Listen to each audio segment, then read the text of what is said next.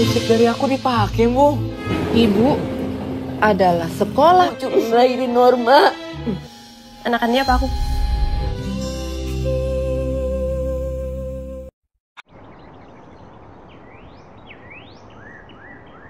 Pada kesempatan kali ini, Mimin bakalan nge-review sebuah alur cerita film bioskop terbaru yang berjudul Norma, Antara Mertua dan Menantu yang dirilis tahun 2025.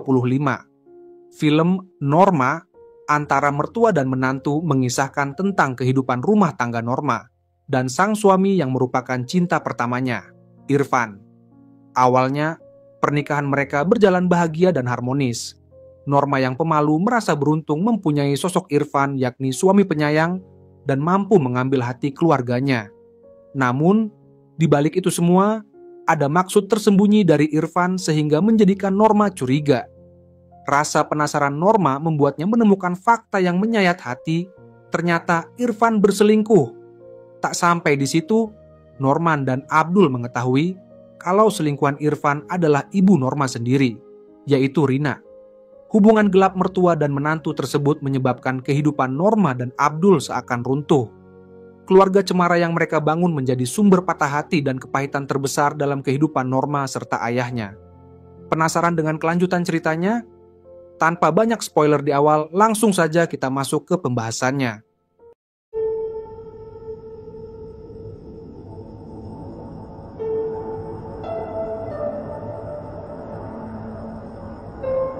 Di awal film diperlihatkan suasana pengajian di suatu TPA kanak-kanak. Di sini diperlihatkan seorang anak dan ibunya yang masing-masing bernama Norma dan Rina. Norma adalah wanita soleh dan sebagai tenaga pengajar di sekolah ini. Lalu diperlihatkan dua orang delivery yang mengantarkan barang ke tempat itu. Mereka berdua bernama Fajri dan Irfan. Irfan begitu kagum melihat sosok Norma untuk pertama kalinya. Terlebih lagi Norma sangat senang dengan anak-anak yang membuat Irfan semakin terkagum-kagum. Saat akan berkenalan, Irfan sempat nice try saat Norma menolak untuk bersentuhan salaman. Irfan merasa kalau ia pernah bertemu dengan Norma sebelumnya. Setelah berbincang-bincang, mereka berdua ternyata adik kelas waktu zaman sekolah SMA dulu. Di perjalanan pulang, Norma memberitahu ibunya kalau ia ada tawaran mengajar di sekolah dasar sebagai guru agama, menggantikan temannya yang sudah resign. Rina mengatakan kalau kerja di TPA aja kadangkala Norma tidak membantunya membuat mie ayam, apalagi sampai kerja di sekolah dasar. Namun Norma berjanji akan mengatur waktu agar ia tetap bisa membantu ibunya. Tetap saja ibu tidak menjawab, mengisyaratkan ia tidak setuju dengan tawaran itu. Setibanya di rumah, di sana sudah ada suami Rina menunggu yang bernama Abdul. Setelah bersalaman, Rina langsung masuk kamar tanpa basa-basi dengan sang suami. Padahal Abdul baru saja tiba dari Jakarta. Berbeda dengan Norma yang begitu senang bisa melepas rindu dengan ayahnya. Setelah itu, Norma membawa ayahnya keluar untuk mengajaknya jajan. Norma bertanya kenapa ayah tidak cari kerja saja di sini biar bisa selalu bertemu dengannya. Ayah menjawab kalau rezekinya sudah ada di Jakarta. Dan lagian, kerja di daerah sini gajinya tidak seberapa dibanding di Jakarta. Di sini ayah menyinggung Norma, yang sampai sekarang belum memiliki pasangan. Ia menasihati Norma jika nanti punya pasangan, cari laki-laki yang sholatnya rajin, bagus agamanya, enak diajak ngobrol dan humoris. Di sini tiba-tiba Irfan datang juga karena ingin jajan mie ayam. Ia berkenalan dengan ayahnya Norma. Saat first look Irfan, ayah mulai menggoda Norma yang sangat cocok dengan kriteria yang tadi disebutkan. Pada keesokan harinya, Irfan menemui Norma dan berniat meminta nomor ponselnya. Namun Norma beralasan kalau seharusnya tidak perlu meminta nomor ponsel karena sudah sering bertemu. Di esok harinya juga begitu, tak henti-hentinya Irfan meminta nomor ponsel Norma, hingga Bude Fitri mencie-ciekan mereka berdua. Di malam hari, Umi Pia tidak jadi pulang bersama dengan Norma karena ada urusan mendadak. Tepat saat itu, Irfan datang dan meminta izin ke Umi untuk mengantarkan Norma pulang. Karena darurat, Umi mengizinkan Irfan mengantar Norma pulang, asalkan ia berjanji tidak macam-macam dengan Norma. Singkat cerita, Irfan pun berniat membonceng Norma. Tapi sialnya, motor Irfan tiba-tiba saja mogok. Alhasil keduanya pun berjalan barengan. berbincang-bincang sambil mendorong motor yang mogok. Dulu Irfan ternyata adalah rebutan cewek-cewek di sekolahnya. Norma sempat salting saat Irfan bertanya apakah Norma salah satu di antaranya. Selang beberapa menit akhirnya mereka berdua tiba di rumah. Sebelum masuk, Irfan memberikan permen lollipop kepada Norma. Rina yang melihat Norma di luar langsung menyuruhnya masuk. Irfan pun sempat sok asik dan mengajak Rina untuk kenalan. Namun niat baiknya tidak digubris dan mengajak Norma untuk segera masuk ke dalam rumah. Ibu memarahi Norma yang kelihatan dekat dengan pria. Norma bertanya, kenapa ibu tidak pernah senang melihatnya berteman dengan pria. Namun ibu hanya menjawab kalau ia tahu apa yang terbaik buat Norma. Dan Norma harus mendengarnya jika tidak ingin durhaka. Di esok harinya, Irfan bertanya ke Norma, kenapa ia terlihat menjauhinya. Norma berkata jujur, kalau Rina tidak suka dengan Irfan. Di sini Irfan tanpa basa-basi langsung mengatakan kalau ia mau serius dengan Norma. Norma pun bersedia dan meminta Irfan untuk berhadapan dengan ibu. Irfan pun berusaha untuk bisa dekat tipis-tipis dengan ibu. Namun Rina tetap cuek dan bersikap dingin kepada Irfan. Di malam hari Norma memberikan hadiah ke ibu yang dititipkan Irfan kepadanya. Ternyata hadiah itu berupa lipstik, tetapi Rina tidak begitu suka dan langsung memasukkan lipstik itu ke dalam laci. Di esok harinya Irfan membawa Norma ke rumahnya untuk diperkenalkan kepada ibunya. Setelah berkenalan singkat, ibu Irfan kembali menelepon dan terlihat sibuk dengan urusannya sendiri. Irfan sampai menegur ibu, namun ibu tetap sibuk dengan urusannya. Irfan sampai harus minta maaf karena merasa tidak enak dengan Norma. Beberapa hari kemudian, Irfan menghadap Rina untuk meluruskan niatnya menikah dengan Norma.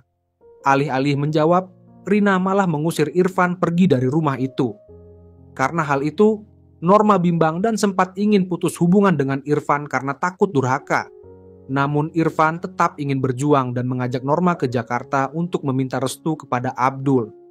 Setelah bertemu Abah, ia merasa kalau Irfan betul-betul serius dengan Norma karena rela-rela datang ke Jakarta hanya untuk meminta restu darinya. Terlebih lagi Norma juga sudah cinta dan ingin serius dengan Irfan. Pada akhirnya Abah merestui dan untuk Rina biar jadi urusannya. Di malam hari Abdul memberitahu hal itu kepada Rina. Rina begitu kaget apalagi ia akan dilangkahi oleh anaknya sendiri. Perlu diketahui bahwa Abdul dan Rina ini sudah lama pisah. Abdul akan tetap menikahkan mereka berdua, baik Rina setuju ataupun tidak setuju. Singkat cerita, pernikahan Irfan dan Norma pun akhirnya terlaksana. Abdul berpesan kepada Irfan untuk menjaga Norma dan ibunya. Setelah itu dilanjutkan sesi foto keluarga yang menjadi ikonik dalam film ini maupun real life. Di awal-awal pernikahan, mereka berdua terlihat harmonis dan membuat Mimin yang jomblo 22 tahun ini iri. Mereka berdua juga membuat tabungan yang nantinya akan diberikan kepada Rina untuk umroh. Norma sempat menyarankan Irfan apakah tidak sebaiknya nyari kontrakan untuk tinggal berdua. Irfan menjawab tidak usah, karena ia mendapat amanah dari Abah untuk menjaga Rina. Setelah berbincang-bincang, Irfan sudah mulai merasakan aicik bosnya mengeras. Namun Norma masih malu-malu kucing dan sesekali mengelak. Keharmonisan mereka berdua itu sampai terdengar di kamar Rina, yang membuat Rina kesulitan untuk tidur. Pada keesokan harinya, Irfan pun pamit kerja kepada Norma. Rina melihat itu, dan sedikit ingin merasakan pelukan yang serupa. Di tempat kerja, Irfan digodain oleh mantannya yang bernama Etni. Etni juga bertanya enakan Norma atau dirinya. Di sini Norma datang karena ada janjian dengan Irfan. Norma mengingatkan Irfan untuk hati-hati dengan Etni, karena Etni terlihat genit kepadanya. Lalu setelah itu Irfan bertanya apakah Norma sudah memutuskan tawaran mengajar di SD itu. Norma mengatakan belum memutuskan karena ibu terlihat tidak setuju. Ia merasa kalau ibu melarangnya karena nanti tidak akan ada yang menemaninya membuat mie ayam jika ada orderan. Norma pun memiliki ide di mana ia mengajak Irfan untuk membuatkan warung makan mie ayam untuk ibu. Dan untuk modalnya pakai tabungan umrah untuk ibu dulu. Irfan yang mendengar itu setuju dengan ide Norma.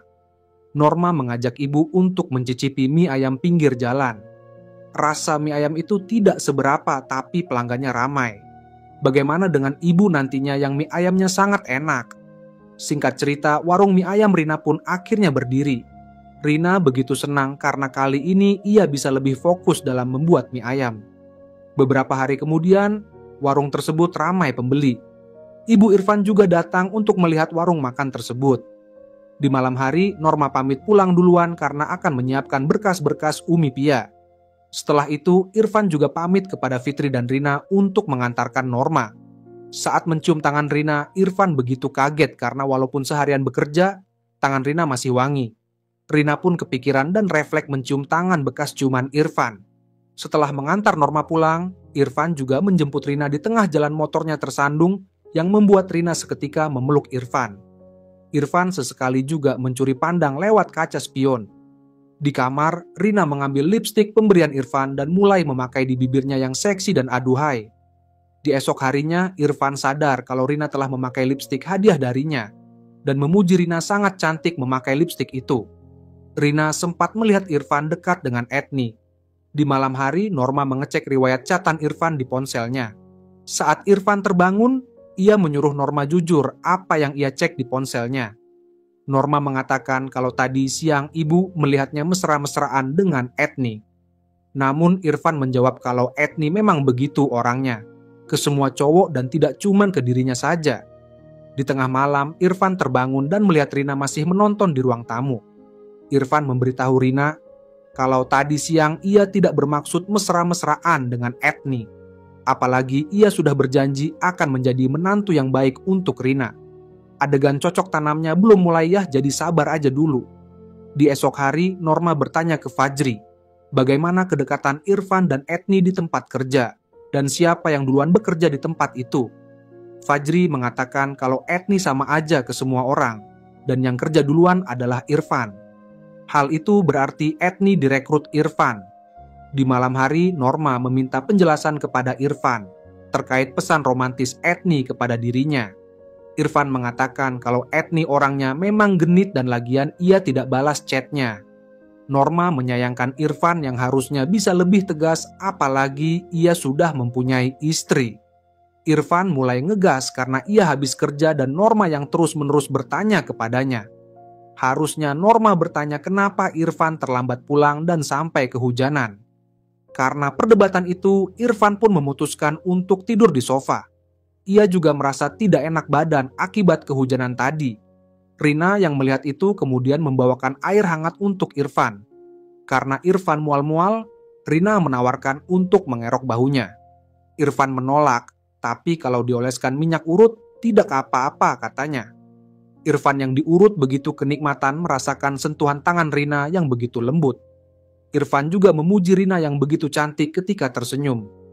Irfan sialan ini juga mencium tangan Rina yang mengelap keringatnya. Sabar, adegan si Madun cetak gol di gawang Rina belum terlaksana. Di malam berikutnya, saat hujan turun, Fitri izin pulang duluan karena akan mengambil motornya di bengkel. Tidak berselang lama, tiba-tiba saja si Madun sialan ini datang ke warung itu. Mereka berdua berbincang-bincang dan saling berpegangan tangan. Rina lantas mengelap rambut Irfan yang basah karena air hujan. Tatapan Irfan kini mulai berubah menjadi tatapan pendosa yang penuh dengan aura sakne. Dan pada akhirnya mereka berdua bersilaturahmi mulut untuk pertama kalinya. Namun Rina melepas dekapan itu karena merasa hal tersebut salah. Ia menyuruh Irfan untuk segera pulang. Setelah sampai di rumah, Irfan bersimpuh dan mengaku salah di hadapan Norma. Ia salah tidak menceritakan masa lalunya bersama Etni kepada Norma, namun ia menegaskan tidak ada niat sedikit pun mengkhianati Norma. Ia menikahinya karena memang ingin serius dengannya. Norma pun memaafkan Irfan dan sekaligus juga minta maaf karena sudah suudzon dengannya. Pada keesokan harinya, Norma memberikan kejutan kepada Irfan dengan menghadiahinya seekor motor baru. Norma ternyata berhasil diterima untuk mengajar di sekolah dasar itu. Mereka berdua liburan di pantai untuk melupakan kesalahpahaman mereka dan memulai semuanya dari awal kembali tanpa ada rahasia-rahasiaan. Setelah itu mereka berdua lanjut berbelanja di minimarket. Irfan menemukan body lotion yang dipakai Rina dan mencium dengan penuh sakne.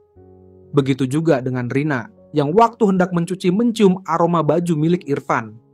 Abdul sempat melihat Rina yang gelagatnya mencurigakan itu. Di malam hari mereka berdua menginap di hotel. Norma mengganti bajunya dan memakai baju dinas. Irfan mencoba begitu-begituan, namun ia merasa sosok di depannya itu adalah Rina.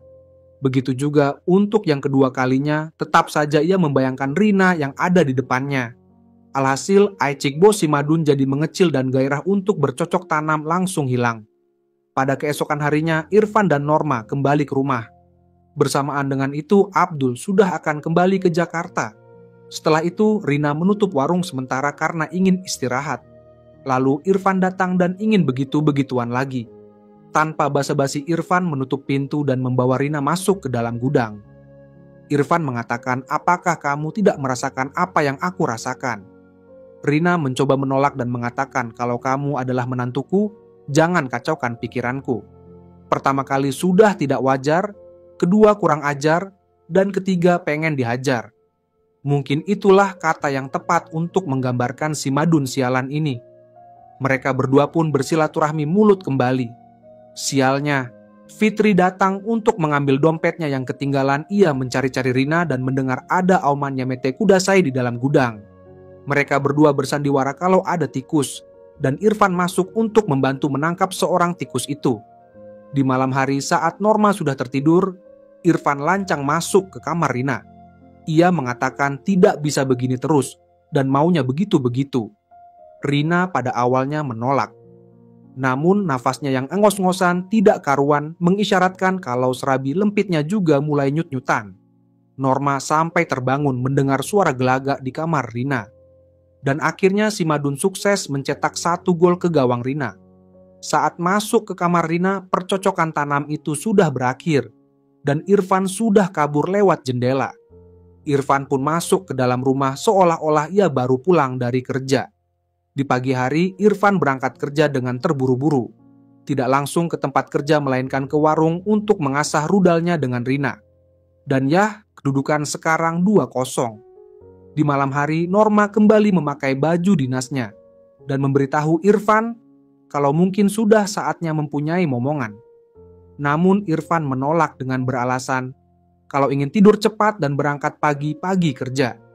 Hal tersebut tentu membuat Norma jadi kesal sekaligus bad mood. Di esok hari waktu siang, Fitri tidak sengaja melihat Irfan buru-buru pulang dan masuk ke dalam rumah. Saat Irfan ke warung, Fitri bertanya dari mana, dan Irfan pun menjawab dari kantor.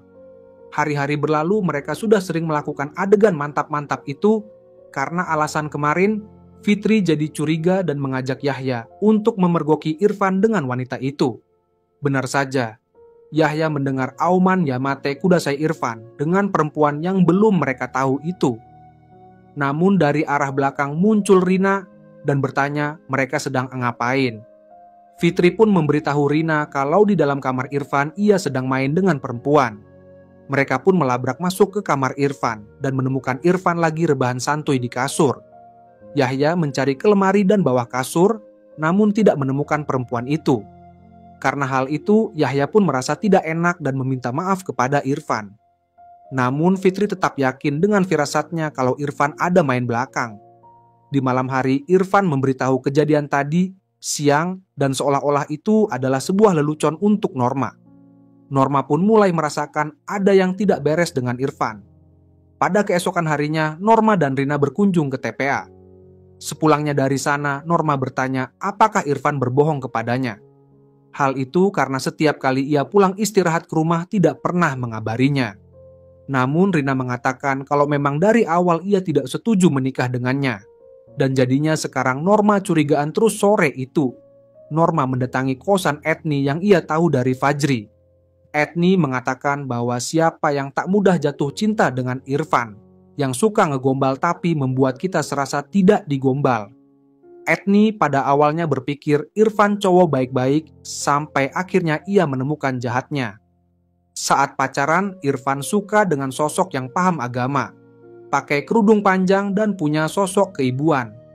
Makanya Etni tidak heran waktu pertama kali melihat Norma sebagai istrinya Irfan. Di esok harinya, Norma berniat memberikan kejutan di hari ulang tahun Irfan dan menelepon Rina untuk mengajaknya memberikan kejutan itu. Namun Rina tidak menjawab, karena saat itu Rina lagi melakukan adegan favorit Mimin di situs latar biru. Saat lewat di depan rumah, Fitri memiliki firasat kalau Irfan pasti berulah lagi. Dan benar saja, motornya sengaja diumpetin agar tidak ketahuan. Norma yang datang ke tempat kerja Irfan diberitahu Fajri kalau Irfan sudah pulang setengah jam yang lalu. Hingga pada akhirnya Fitri melihat hubungan terlarang antara menantu dan mertua itu. Ia muntah melihat kejadian yang tidak masuk di akal itu. Tidak menunggu waktu lama, para warga datang melabrak mereka berdua. Fitri yang melihat kedatangan Norma mencoba menenangkan dan menyabarkannya. Norma pun masuk dan melihat Irfan memakai bajunya. Dan yang tidak habis pikir adalah perempuan itu ternyata adalah ibunya sendiri. Irfan mencoba meminta maaf, namun apalah daya nasi sudah menjadi bubur. Sakit hati Norma ketika memikirkan sejak kapan mereka mulai melakukan hubungan itu. Ia mempertanyakan kepada Tuhan apa dosa yang ia telah lakukan sehingga mendapatkan perlakuan seperti ini dari orang-orang terdekatnya. Norma yang keluar rumah melihat warga sudah merekam peristiwa itu dan menunggu waktu untuk menjadi viral. Beberapa hari kemudian, Abdul ke rumah Fitri untuk menjenguk Norma. Abdul juga datang ke rumah Rina untuk memberikannya siraman rohani. Namun seperti wanita pada umumnya, Rina mengeluarkan jurus playing victimnya. Ia mengatakan sudah terkurung di rumah itu selama 5 tahun dan tidak pernah mengharapkan Norma ada dalam hidupnya. Ia menuduh Abdul yang telah menjadikannya pecalur karena dinikahi waktu umur masih 17 tahun. Separuh hidupnya habis hanya untuk mengurus Abdul dan Norma. Namun Norma datang dan melawan balik Rina. Alasan tersebut tidak seharusnya dijadikan landasan untuk melakukan hubungan itu. Bagaimanapun juga apa yang telah dilakukan tersebut salah dan tidak punya alasan yang tepat. Untuk itulah Abdul resmi menceraikan Rina dengan status talak 3. Para warga yang marah dengan kelakuan kotor dua manusia itu akhirnya menghancurkan warung mie ayam Rina. Irfan pun juga mengundurkan diri dari tempat kerjanya. Etni yang awalnya genit merasa jijik melihat si Madun ini. Lalu setelah itu Abdul meminta maaf kepada Norma. Ia merasa bersalah karena sebenarnya sudah menaruh curiga kepada Rina tempo hari, namun tidak sampai hati untuk memberitahukan Norma. Ia tidak pernah menyangka kalau Irfan akan punya perasaan yang sama ke mertuanya sendiri. Di rumah, Rina mual-mual dan telah mengandung anak Irfan. Beberapa hari kemudian, Norma datang ke rumah itu lagi dan berniat memaafkan ibunya. Sayangnya, ia kembali melihat motor Irfan terparkir di halaman. Dan benar saja, Irfan ada di dalam dan telah melakukan hubungan cuci baut itu lagi. Irfan juga akan membawa kabur motor Norma yang masih atas nama Norma sendiri. Namun apalah daya, Norma hanya wanita hingga Irfan membawa kabur motor itu dan diteriakin maling. Di malam hari, Norma berjalan di bawah derasnya hujan. Ia memberitahu ayah kalau ibu telah melakukan hubungan itu lagi. Abdul yang mendengar itu kena mental dan terkena serangan jantung. Beruntungnya nyawa Abdul masih bisa diselamatkan. Umi Pia mengatakan kepada Norma, kalau ia ingin melawan mereka berdua, pasti ia akan mendukungnya. Singkat cerita, kasus perselingkuhan itu dibawa ke pengadilan. Irfan mengatai Norma istri tidak tahu diri, yang harusnya maafin bukan ngelaporin. Abdul menyuruh Irfan berdoa agar suatu saat anaknya tidak merasakan sakit seperti yang dirasakan Norma. Dan ia sebagai bapak tidak merasakan sakit seperti yang dirasakannya. Alhasil, mereka berdua dinyatakan bersalah dan dijatuhi pidana penjara. Beberapa waktu kemudian, Norma datang menjenguk Rina di sel tahanan. Ia memberikan tabungan yang awalnya ia siapkan untuk keberangkatan mereka umrah. Walaupun sering disakiti, Norma tetap mengungkapkan rasa sayangnya kepada ibu. Saat melangkahkan kaki, Rina berkata kalau Norma tidak salah apa-apa. Ia juga sudah berusaha sayang kepada Norma semampunya, tapi memang tidak bisa. Dan akhirnya film pun selesai. Oke guys, mungkin cukup sekian. Terima kasih yang telah donasi dan memberikan semangat buat Mimin. Jangan lupa like, subscribe, dan berkomentar sebanyak-banyaknya untuk request film terbaru ke depannya. Akhir kata, sampai jumpa di video selanjutnya.